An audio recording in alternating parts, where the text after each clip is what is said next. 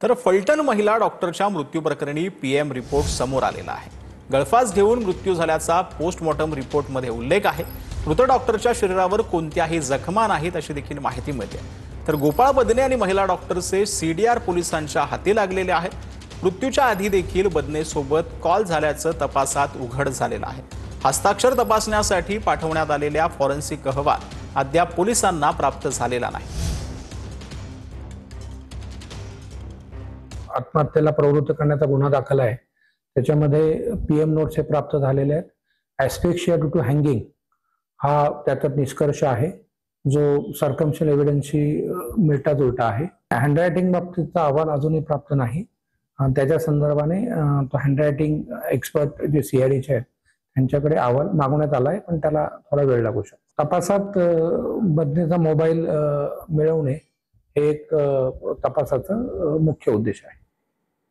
तर नाशिक कुंभमेळा मंत्री समितीची मंत्रालयात बैठक पार पडली आहे। गिरीश महाजन यांच्या अध्यक्षतेखाली बैठक पार पडली आहे। सिंहस्थ कुंभमेळ्याचं उत्कृष्ट नियोजन करून नाशिकच्या देशभरात लौकिक व्हावा असं मंथन बैठकीमध्ये करण्यात आलेलं आहे। यावेळी कुंभमेळ्याच्या उत्कृष्ट नियोजनासाठी मंत्र्यांकडून विविध सूचनाही यावेळेला देण्यात आल्या।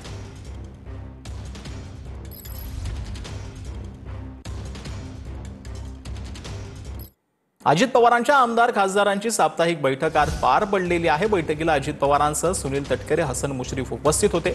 पालिका निवडणुकांच्या पार्श्वभूमीवर पक्ष बळकटीकरण करण्यासंदर्भात बैठक करण्यात आली। पावसामुळे शेतकऱ्यांना मोठ्या प्रमाणामध्ये नुकसान झालं आहे, त्यामुळे शेतकऱ्यांना मदत करण्याचं आवाहन सुद्धा बैठकीमध्ये करण्यात आलं। तर धाराशिवमध्ये पालकमंत्री प्रताप सरनाईक आणि भाजपचे आमदार राणा जगजितसिंह पाटील यांच्यात संघर्ष पाहायला मिळाला। 2 दिवसांपूर्वी भाजप आमदार राणा जगजितसिंह पाटील यांनी 117 कोटींच्या कामाच्या कार्यवाहीचे आदेश मिळाल्याचं श्रेय घेतलं। मुख्यमंत्री उपमुख्यमंत्र्यांच्या हस्ते जे आहे ते भूमिपूजन होणार असल्याचं त्यांनी जाहीर केलं होतं। मात्र पालकमंत्री प्रताप सरनाईक यांच्या तक्रारीमुळे कामांना स्थगिती देण्यात आल्याची माहिती आता समोर येते। तर नांदेड पाठोपाठ परभणीतही शेतकऱ्यांचा रोष उफाळलेला आहे। परभणीमध्ये एका शेतकऱ्यानं जिल्हाधिकाऱ्यांची गाडी दगड मारून फोडली आहे। दगड मारणाऱ्या शेतकऱ्याला पोलिसांनी ताब्यात घेतले। तुटपुंजी मदत मिळाल्यानं राग अनावर झाला असं स्पष्टीकरण शेतकऱ्यांनी दिले।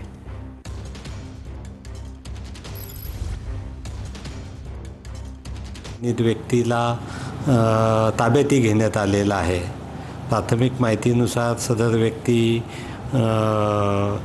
असंबद्ध बोलत होते, त्यामुळे ते आमच्या ड्रायव्हरचं म्हणणं होतं की ती व्यक्ती पिलेली आहे।